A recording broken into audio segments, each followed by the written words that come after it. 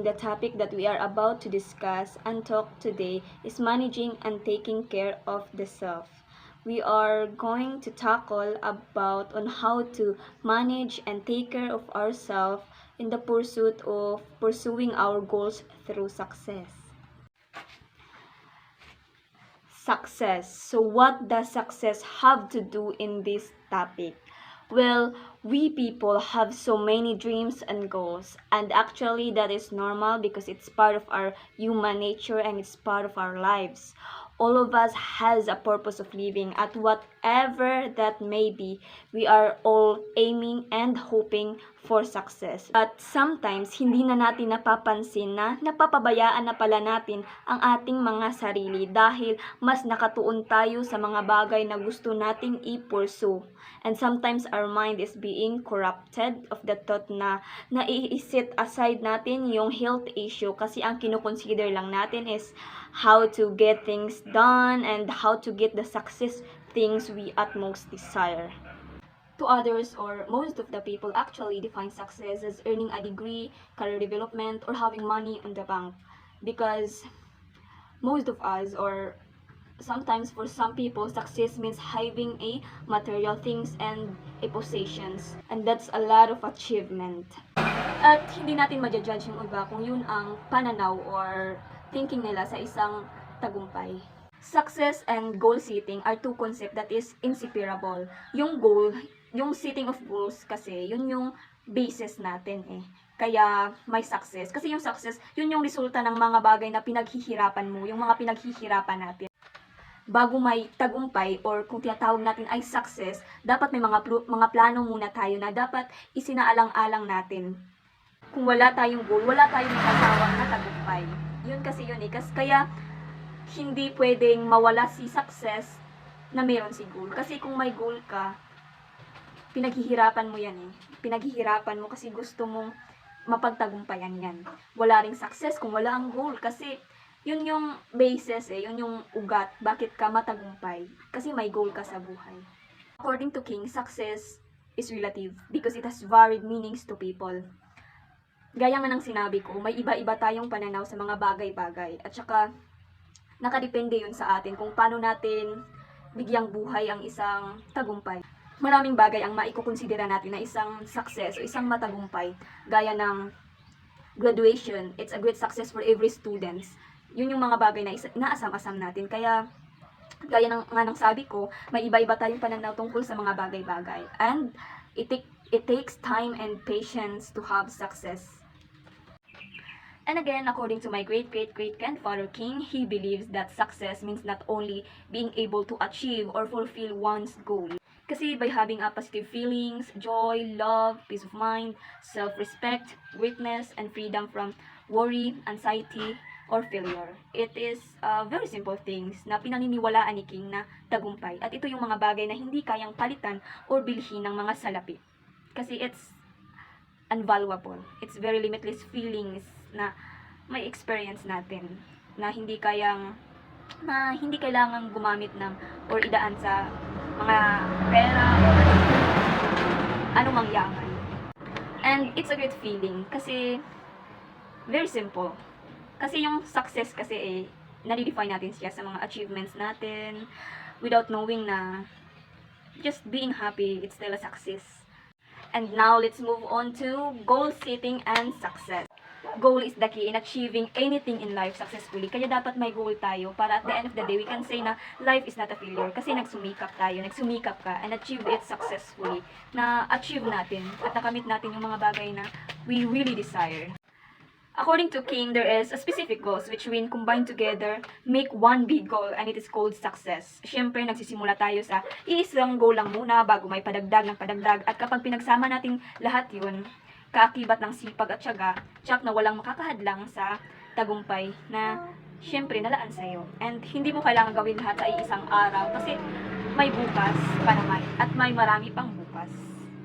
And now let's dwell into the areas of success. First, it's the mental and emotional success. This is about having a sound thinking and feeling. And so success in this area involves cultivating positive thinking, emotional resilience, and a healthy mindset. So achieving mental and emotional well-being will really contribute to to overall life satisfaction and effective coping with challenges of any individuals. And the second one is the spiritual success. This is about balancing the needs of the body and the spirit. So, balancing the needs of the body and spirit means finding harmony and purpose in life. So, spiritual successes often entails a sense of connection, the inner peace, and alignment with one's values, fostering a deeper understanding of existence. And next is personal success. This is about overcoming the weaknesses or the disability of a person. So in this area, overcoming our weaknesses or disability demonstrates personal success by showcasing resilience, determination, and self-improvement. So it reflects an individual's ability to triumph over personal challenges. And for the career success, this is about accomplishing work objectives. So accomplishing work objectives indicates career success, showcasing professional competency and dedication and the ability to meet and exceed job-related goals. So it is often leads to personal fulfillment and advancement. For financial success, this is about earning enough on one's needs. So, earning enough for one's needs signifies financial success because it involves effective financial management, budgeting, and achieving a level of economic stability that supports a comfortable and secure lifestyle. So, di ba, what's more when you are financially stable? So, it's like everything is easy to deal. And for social success, this is about getting well along with others. Getting well along with others is a form of social success. Why? Because involving effective communication, empathy, and the ability to build positive relationships, social success contributes to a supportive network and a sense of community. And for physical success, this is about having a healthy and sound body. Being healthy represents physical success because it involves maintaining good physical health, making positive lifestyle choices, and engaging in activities that contribute to overall well-being of a person. And for the last one, family success. So family success is about maintaining harmony in the family. So maintaining harmony in the family is a measure of family success because it involves effective communication, mutual support to each other, and fostering a positive family environment which contribute to a well-being of all family members. And according to King, there is a guidelines in setting specific goals. And first, this is knowing the time frame of the goal. So there are goals that take a long time before achieving it, but some are intermediate or in a really short terms. So the technique is to make a long-range goals into smaller ones to make them more achievable. So that is to know the time frame of the goals. So the next is setting expressive goals. So being precise and positive in statement is important in order to express clearly our goals. And of course, we have the prioritization of our goals. So knowing how to prioritize the goals from the most important to least important will help us in attaining them more neatly and easily. So rather than dealing all the goals simultaneously, so we should set and prioritize our goals from the most important to least important so we can attend them very easily. And for the next one, you should base your goals on performance, not just outcome. So, for this, you should set your goals which you have the power and the ability to achieve it. So, yung kaya mo lang. Kasi kung dun ka sa performance, kasi magbabase, dun sa performance mo, you can achieve that goals. Kasi ma-measure mo kung hanggang saan lang yung kaya mo. Hindi yung ang taas ng expectation mo, but the performance, the level of your performance and your ability is not that competent enough to achieve that goal. So you should base your goals on performance, not just on the outcomes. Next is you should set specific goals. So be specific as possible so you can know and deliberately stick to that goal, making it more clearly and attainable. And then of course, you should make your goals more realistic. So you should set goals that are based on your expectation, not those of others. Kasi if you can set goals that is based on your standards and of your expectations, you can foster a balance and fulfilling life. Kasi kung magbabase ka sa expectation ng iba, nakaka-stress yun eh. At saka, setting goals kasi, it includes your mental and emotional being. So, you should be more realistic. And for the last one, it is to think beyond your goals. You should think or visualize other things you want to achieve upon accomplishing one goal. So, be imaginative and creative on your own way. And so success and goal setting in these areas contributes to overall well-being by addressing diverse aspects of the human experience and fostering a healthy, a balanced, and a fulfilling life. Thank you. So I am the next reporter about Albert Bandura's self-efficacy. Who is Albert Bandura? Albert Bandura is the proponent of self-efficacy theory. This is through his article entitled Self-Efficacy, toward a unifying theory of behavioral change that was published in Psychological Review in 1977. The article also became an instant classic in psychology. Albert Bandura, born on December 4, 1925 in Munda, Alberta. Albert Bandura, he is the youngest of the 6 children. Though his times were often hard growing up, Dr. Bandura's parents placed great emphasis on celebrating life and, more importantly, family. They were also very keen on their children doing well in school. Self-efficacy theory. Webel 2011 summarized Albert Bandura's self-efficacy theory. Self-efficacy theory was based on the principal assumption that psychological procedure, whatever their form, serve as means of creating and strengthening expectation of personal efficiency. Albert Bandura was a social cognitive psychologist who introduced the theory of self-efficacy. Self-efficacy is the term that refers to a person's feeling that their thoughts and actions have an influence over a given outcomes. So, in distinguishing between expectation of efficiency and response outcome expectancies. An outcome expectancy, as a person estimate that a given behavior will lead to certain outcomes. Outcomes expectancy are defined as anticipated consequence, positive or negative, as a result of engaging a behavior. For example, if I do all the assignment and I study the material, I will succeed in my course. So in an efficacy expectation is the conviction that one can successfully execute the behavior required to produce the outcome. Bandura defines self-efficacy as people beliefs about their capabilities to produce designated levels of performance that exercise influence over events that affect their lives. So, he defined people with high assurance in their capabilities manifest the following. Number 1 is people who approaches difficult tasks as challenges to be mastered. So these people who have approaches difficult tasks, face difficult task, is that they mastered it and enhance it very well as they have indulging it every time.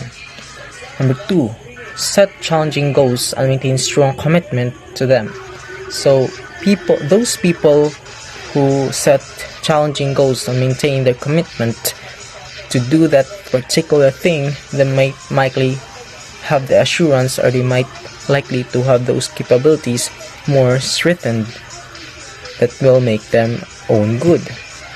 Number 3, hiding or sustain their efforts in the face of failures or setbacks. So those people who sustain their efforts make those things incredibly, like making it well, and even though in the face of failures they still stand up and do it again until they succeed. So number 4, attributes failures to insufficient or insufficient effort, or deficient knowledge and skills which are acquirable. So those people who doesn't have deficient knowledge about a particular thing, or those who have exert less effort, is that they acquired it through researching, finding books, reading books that will have put up knowledge on them which they are been lacking. So number 5, approach threatening situations. Those people who approach threatening situations with assurance that they can exert or exercise control over them. So these people who can approach the threatening situations wherein they can freely manipulate the situations, exert control over them, even though it's so difficult, that the point that it's so hard on the part of them, but despite of that is they still approach it as it is, they were exercising control over it. Another part and contrast about people who doubt their capabilities manifest following. So these people who doubt their capabilities have manifested these things. Number 1, people who shy away from task, very shy away from task, they viewed as personal threats. Number 2, have low aspirations. They have low aspirations and weak commitment to goals and they choose to pursue. They have goals they have wanted to do, but some particular thing they have weak commitment. They doesn't commit to that particular goals they have. Number 3, dwell on personal deficiencies, obstacles. And they encounter on all kinds of adverse outcomes, rather than concentrating on how to perform successfully. So those people who doubt their capabilities dwell on personal deficiencies. They're much likely to be self-downed person. When there is an obstacle, they seem to be down and said that they can't do it, they can't face it. That's what people who doubt their capabilities. Number 4, slacking their efforts. People who slacks off their efforts and give up quickly in the face of difficulties. These people doubt their capabilities because they slack in efforts. They don't put much of effort on the work, and they doubt their capabilities. Number 5, people who slows to recover the sense of efficacy following failure or setbacks. They're slow to recover people who because they doubt their capabilities. Number 4, these people who doubt their capabilities fall easily a victim of stress and depression. And as we know, stress and depression is more likely a dangerous part of emotional part or life of being a human. Stress and depression can make you feel unsociable. Can't be sociable because you're so stressed and depressed, that part. So through that, Bandura further described on how personal self-efficacy is developed or maintained. So according to him, there are 4 main sources that influence personal self-efficacy. First is performance or accomplishment or mastery experience. Good morning, sir. I am Jarval Carpentero, and I tackled about mastery experiences. So mastery experiences or a personal performance accomplishment are the most effective way to create a strong sense of efficiency. So isa po nisa sa epektibo kayo nga pamaagi para ma-create ka og sense of efficiency. And like successes build a robust beliefs in one personal efficiency. Failures undermine it, especially if failures occur before a sense of efficiency is firmly established. Next is vicarious experiences. True observance of social models also influence one's perceptions of self-efficiency. The most important factor that determine the strength of influence of an observed success or failure on one self-efficiency is the degree of similarity between the observer and the model.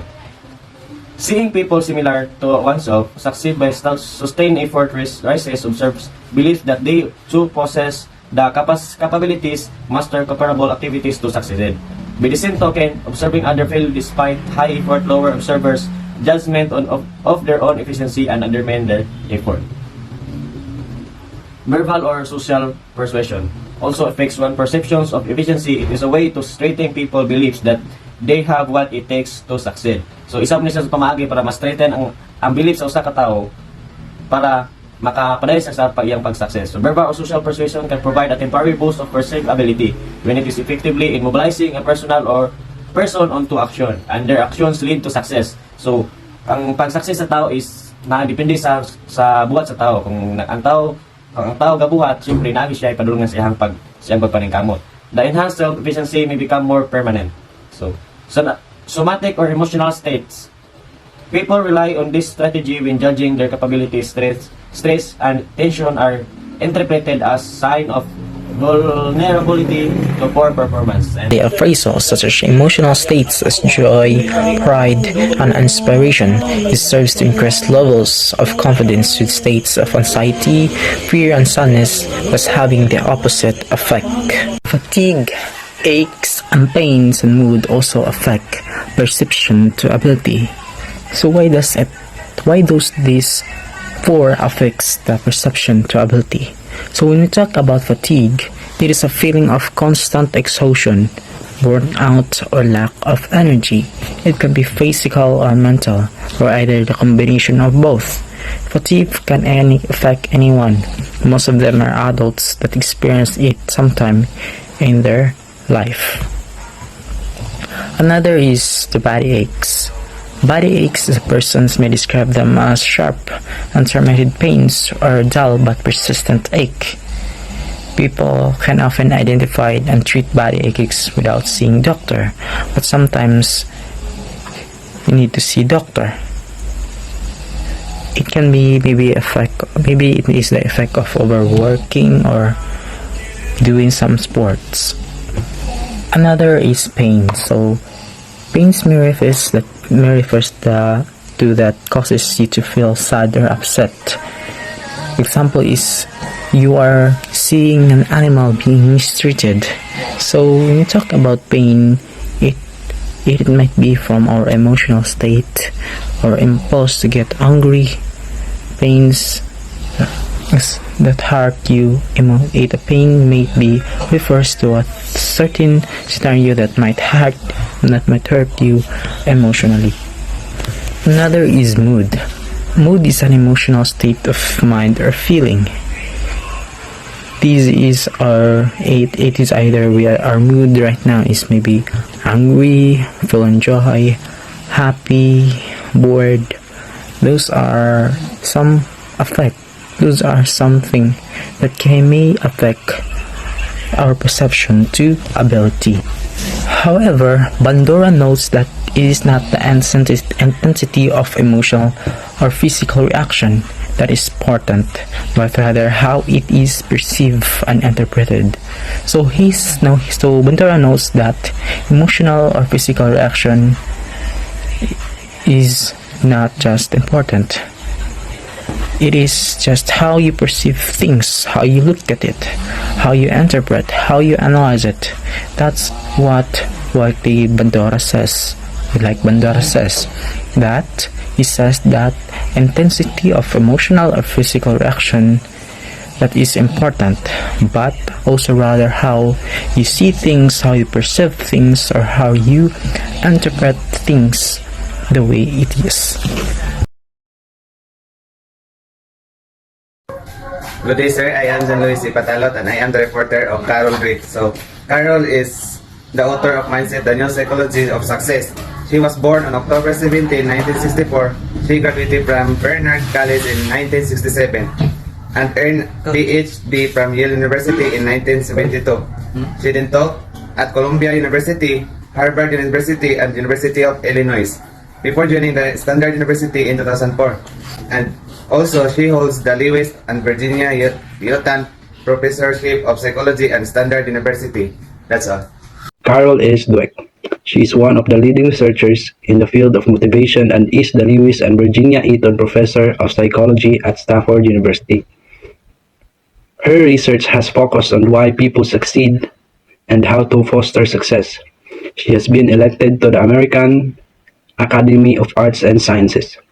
The American Academy of Arts and Sciences is an honorary society that recognizes the exceptional individuals in academia, arts, science, and public affairs. Founded in 1780, its mission is to cultivate a community of scholars and leaders dedicated to advancing knowledge and addressing challenges facing society. Her works has been featured in the different publications like the New York Times, the Washington Post, and the Boston Globe. She appeared on Today and 2020 Mindset 2006 to 2010. Fixed growth and mindset theory. According to Dweck, people have two types of mindset. People who believe that their success is based on innate ability. Yun sa innate ability, natural sa ila or inborn sa ila ang talent or skill. These are said to have a fixed theory or intelligence which goes under fixed mindset. Others, on the other hand, believe that their success is based on hard work, learning, training, and perseverance. Are said to have growth theory of intelligence, which goes under growth mindset. Fixed mindset individuals dread failure, mahadlok sila ma-fail or masayop, because it is a negative statement on their basic abilities. For example, mga individual nga ginabalibaran lang ang mga opportunities. Example, sa pag-present sa mga ideas sa mga meeting o conference, kaya mahadlok sila na posibilidad nga masayop or makadawat sila og negative nga feedback. Kani mga kahadlok sa pag-fail kay hinder sa ilang pag-improve or pag-develop sa ilang skills. While growth mindset individuals do not mind or fear failure as much as they realize their performance can be improved and learning comes from failure. Example, isa ka estudyante gamay siya kuha sa iyang exam despite sa iyang mga effort sa pagtuon. Imbis na i-down niya iyang kaugalingon, gilantaw niya as a challenge. Gi-review niya iyang mga mali ug nangayo siya tabang sa iyang instructor. Ug gilahi niya ang approach sa iyang pagtuon. So mao to the next exam nindot na siya mga kuha. Individuals with growth mindset are more likely to continue working hard despite setbacks, while individuals with fixed mindset can be affected by subtle environmental cues.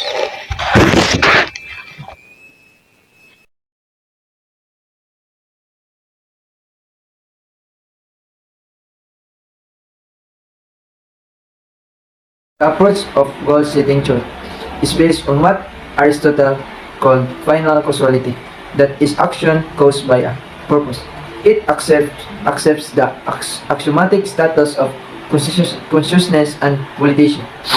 The goal setting theory aligns with Aristotle's concept of final causality, emphasizing purpose-driven actions. It recognizes the conditional role of consciousness and volition as inherent the pursuit of goal. It means ang teorya ng pagtatakda ng layunin ay kaugnayan ng konsepto ni Aristotle ng final causality na binibigyang din ang mga aksyon na pangunahang ng layunin. Ito'y kinikilala ang pangunahing papel ng kamalayan at kagustuhan bilang bahagi ng likas na proseso sa pagtatamo ng mga layunin. Goals have both an internal and external aspect. Internally, they are ideas, desire, ends, and externally, they refer to the object or condition, self, a certain performance level. Ang magandang katangian ng isang tutorial ang internal na aspeto. Layunin ay nangangahulugang ito may kaugnayan sa kalooban o damdamin ng isang tao. Ang internal, ito ay naglalarawan ng mga idea, ninanais o hangarin ng magmula sa loob ng isang individual. Halimbawa, ang pangarap na magtagumpay o ang layunin ng maging mabuting tao ay ilan sa mga halimbawa ng internal na aspeto ng layunin. Sa kabilang dako naman, ang mahusay na katangian ng external na aspeto ng layunin ay nangangahulugan ito ay may kaugnayan sa mga bagay, kondisyon o layunin na maaring makamit sa labas ng personal na damdamin ng isang tao. Ito ay tumutukoy sa mga bagay na maaring makita, maabot, o matamo sa labas ng sariling kaisipan ng mga tao. Halimbawa, ang pagkamit ng isang trabaho, pagsasakat o para ng kasasuparan ng isang binta o pag-angat ng antas ng performance ay ilan sa mga halimbawa ng internal na aspeto ng layunin.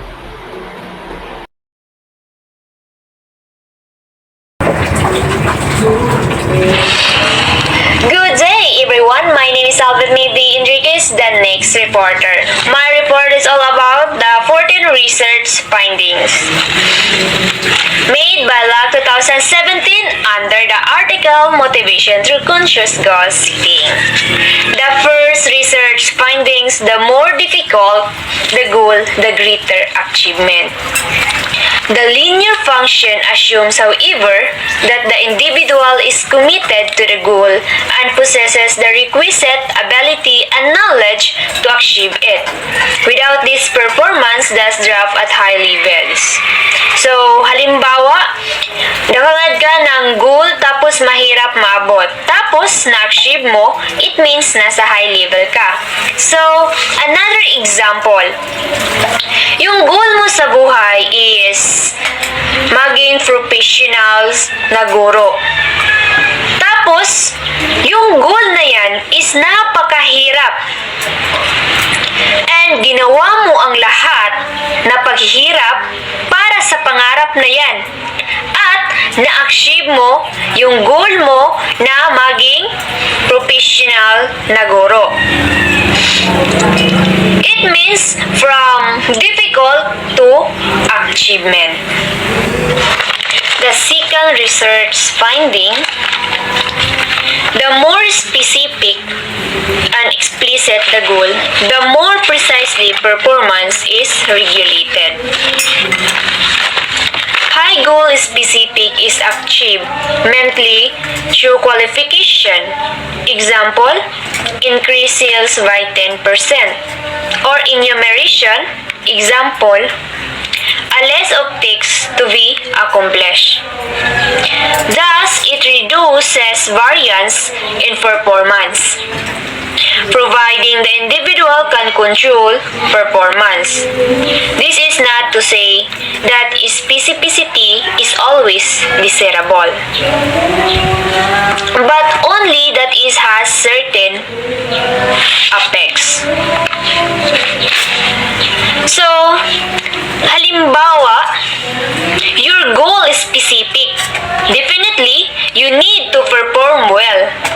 Halimbawa, your goal is every exam, you got a perfect score.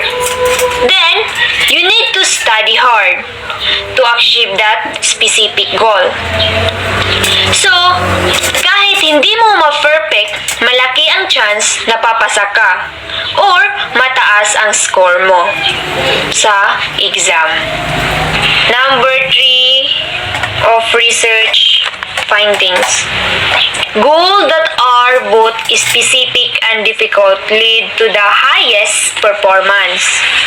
Especially relevant here are the many studies that have compared the effect of specific hard goals with goals such as do your best. People do not actually do their best when trying to do their best because as a big goal, it is compatible with many different outcomes, including those lower than one's best. The aspect of intensity that has been most studied in goal setting research is that of goal commitment, the degree to which the person is genuinely attached to and determined to reach the goal. So, gawin natin halimbawa yung research finding 1 and 2. Gusto mo maging professional teacher. At yun yung difficult goal mo na na-achieve. Tapos gusto mong ma-perfect sa exam. At yun yung specific goal mo. So you need to study hard para sa magiging result ng exam mo. At At during sa exam, masasagutan mo ang lahat ng questions sa exam. So, that is lead to your highest performance. Number 4, commitment to goal is most critical when goals are specific and difficult. When goals are easy or bigo, it is not hard to get commitments because it does not require much dedication to reach easy goals. And bigger goals can be easily redefined to accommodate low performance. When goals are specific and hard, the higher the commitment and the better the performance are needed. So, halimbawa, when your goal are specific and difficult to achieve, ang importante, panindigan mo ang goal mo na ina-achieve mo. Sa paglipas ng panahon, may magandang epekto yan at magbubunga ang paghihirap mo. Number 5, high commitment to goals is attained when the individual is convinced that the goal is important and individual is convinced that the goal is attainable. These are the same factors that influence goal choice. There are many ways to convince a person that goal is important. In most laboratory setting, in work situations, and continue commitment. Financial incentives, participation by subordinates in setting goals. Self-set goals may facilitate and lead to higher commitment and performance. Commitment can be enhanced by effective leadership. Number 6, having a direct effect on performance. Self-efficacy influences A. The difficulty level the goal chosen or accepted. B. Commitment to goals. C. The response to negative feedback or failure. And D. The choice of task strategies. People with high self-efficacy are more likely to set high goals or to accept difficult assigned goals, to commit themselves to difficult goal, to respond with renewed efforts to setbacks, and to discover successful task strategies. Thus, the effects of self-efficacy on performance are both direct and indirect. Additionally, goal choice and commitment can be influenced through role modeling. The feedback for people to pursue goals effectively, they need some means of checking or tracking their progress toward their goal. Sometimes this is self-evident to perception.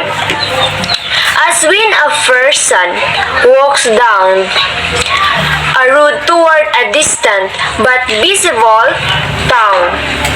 In such cases, deviations from the path to the goals are easily seen and corrected.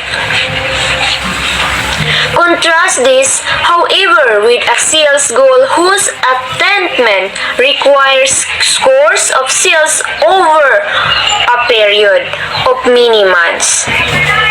Here, some formal means of keeping score is needed so that people can get clear indication if they are moving fast enough in the right direction. Yung mga taong may self-efficacy na nagsisit sila ng mas mataas na goal. At kahit na mahirap, nagko-commit sila sa naka-assigned na task sa kanila na para sa goal nila. At sa ganitong paraan, makaka-discover sila ng bago at successful successful na strategies. Number 7, goal setting is most effective when there is feedback showing progress in relation to the goal. When provided with feedback on their own performance or that of others, people often spontaneously set goals to improve over the previous base or beat the performance of others simply as a way of challenging themselves. But this is inevitable. The goal set may be higher or lower than the performance level previously achieved. The effect of performance feedback depends on the goal set and response to it. So, feedback is important when it comes to tracking and checking the progress toward the goals. And mas nag-i-improve ang isang tao kapag may feedback itong natatanggap, negative man or positive yung feedback. So, the next reporter is Bacos to continue to report the research findings 8 to 14. Good morning, sir. I am Kenneth Lady Bacos, base Grimon A. Today, I'm gonna talk about the 14 categories of findings. Number 8. Goal setting along with efficacy negates the effect of knowledge of past performance and subsequent performance. So, anyway, let's break down how goal setting self-efficacy and knowledge of past performance can interact to influence subsequent performance. First is knowledge of past performance. Second is goal settings. And third is self-efficacy. Now, let's connect these elements in the context of performance. Positive past performance. If individuals have a history of successful experience, this can positively impact their self-efficacy. Positive feedback from past achievements can boost confidence and belief in their capabilities. Second, goal settings and self-efficacy. Settings challenging goals coupled with high self-efficacy creates a motivational environment. Individuals are more likely to be committed to their goals and persevere in the face of challenges. Lastly, mediation effect. In this scenario, goal setting with self-efficacy act as a mediator. Lastly, mediator effect. In this scenario, goal setting with self-efficacy act as a mediator. Knowledge of positive past performance influence the individual's belief in their capabilities, self-efficacy, and shape the goals they set. These goals in turn mediate the effect of past performance on subsequent performance by driving motivation, effort, and focus toward achieving those goals. Essentially, the positive experience from the past contribute to a cycle or knowledge of past performance enhance self-efficacy, which when combined with goal settings, mediate the influence of past performance on subsequent performance. It's a dynamic process where belief, goals, and past experience interact to shape predict future performance outcomes. Number 9. Goals affect performance by affecting the direction of action, the degree of effort exerted, and the persistence of action over time. So, the impact of goals on performance can be understood through 3 key aspects. Number 1 is direction of action. Goals provide a clear target or objective guiding individuals on where to focus their efforts. They create a sense of purpose, helping individual channel their energy towards specific tasks or outcomes. Number 2, degree of effort exerted. The nature of a goal, especially if it is challenging and specific, influence the amount of effort individuals are willing to invest. Difficult goals often lead to increased effort individuals strive to meet the demands of the challenges. Number 3, persistence of action over time. Goals contribute to the sustained commitment and perseverance of individuals over time. When individuals have a clear goal in mind, they are more likely to persist in their effort, even in the face of obstacles or setbacks. So, goals impact performance by providing a sense of direction, influencing the degree of the effort exerted, and promoting persistence over time. They serve as motivational drivers, shaping behavior and fostering a focused, determined approach toward achieving the desired objectives. Number 10. Goals stimulate planning in general. Often, the planning quality is higher than that which occurs with goals. So, goals stimulate planning by providing a framework for goals stimulate planning by providing a framework for organizing action and efforts. When individuals set specific goals, they naturally engage in the planning process to outline the steps necessary to achieve those objectives. The presence of goals often leads to a higher quality of planning compared to situation without clear goals. So the first one is clarity of purpose. Goals offer a clear sense of purpose, prompting individuals to think strategically about how to reach their desired outcomes. Number 2, strategic thinking. Setting goals encourages individuals to engage in strategic thinking. They consider various approaches, potential obstacles, resources, and resource allocation, leading to more thoughtful and effective plans. Number 3, resources allocation. Goals necessitate in evaluation of available resources and how they can be best utilized. This consideration enhances the efficiency of planning by optimizing the allocation of time, effort, and resources. Number 4, timeline and sequencing. Goals often come with the deadlines or desired timelines. This prompts individuals to plan the sequencing of tasks, ensuring that activities are organized in the logical order to meet a specified time frame. Number 5, adaptability. This is the planning process in goal-oriented scenario, includes anticipating challenges and developing contingency plans. This adaptability increases the overall quality of planning by preparing for potential obstacles. Number 11. When people strive for goals and complex tasks, they are less effective in discovering suitable task strategies if A. They have no prior experience or training on tasks. So, lack of prior experience or training can hinder individuals from having a foundation of knowledge about the complexities of the task. Without a baseline understanding, they may struggle to develop effective strategies or approaches. B. There is high pressure to perform well, and high pressure to perform well creates stress and anxiety, which can impede cognitive processes. Under pressure, individuals may opt for more familiar or straightforward strategies, potentially overlooking more innovative or effective solutions to the complex task. C. There is high time pressure to perform well immediately. So, high time pressure limits the opportunity for true exploration and experimentation with different strategies. Individuals may feel compelled to choose quick, instinctive solutions rather than engaging in a more thoughtful and comprehensive analysis of the complex task. Number 12. Goals including goal commitment in combination with self-efficacy mediate or partially mediate the effect of several personality traits and incentives on performance. So, personality traits. Individual personality traits such as conscientiousness, openness, or extraversion can influence how individuals approach goals and tasks. For example, conscientious person may exhibit a strong goal commitment and persistence. It includes incentives. Incentives is external rewards or incentives like recognition or monetary bonuses can impact motivation and goal-directed behavior. Incentives often interact with internal factors like self-efficacy and goal commitment to shape performance. The second is goal setting and commitment. Goal setting and commitment, setting clear, challenging goals and committing to them are crucial factors. Goal commitment reflects the dedication and determination to achieve a goal. When individuals are committed to their goals, they are more likely to invest effort and persevere in the face of challenges. Third, self-efficacy. Self-efficacy, or one's belief in their ability to succeed, plays a pivotal role. High self-efficacy enhances motivation and resilience, influencing how individuals approach and persist in pursuing their goals. Last is mediation and partial mediation. Goals commitment and self-efficacy can act as mediator or partial mediator in relationship between personality traits, incentives, and performance. They serve as mechanism through which these factors influence behavior. For example, a person with high conscientiousness may set ambitious goals, and their commitment, combined with self-efficacy, can mediate the impact of their personality traits on performance.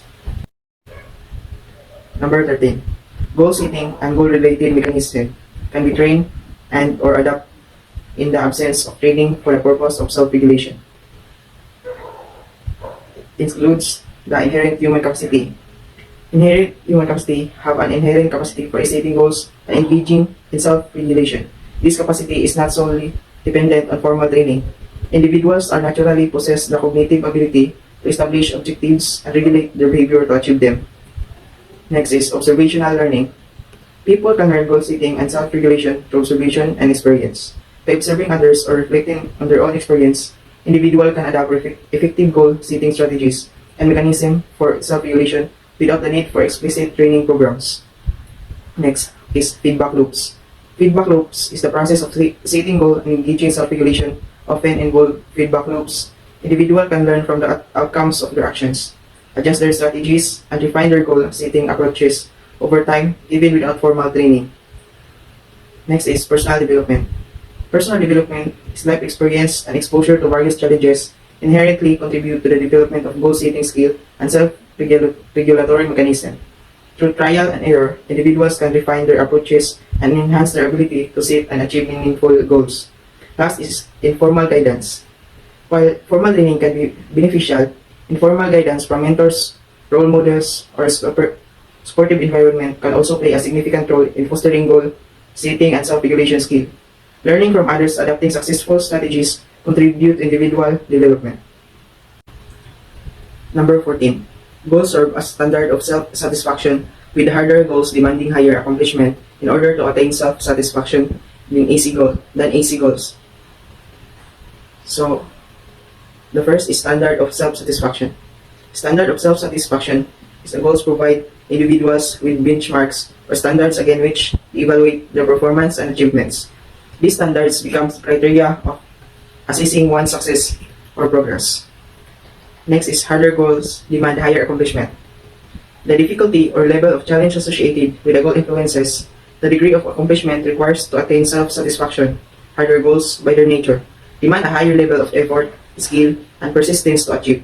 Meeting this demanding standard is necessary for experiencing a sense of self-satisfaction. Next is motivational threshold. Individuals often have a threshold or minimum level of accomplishment required to feel satisfied with their performance.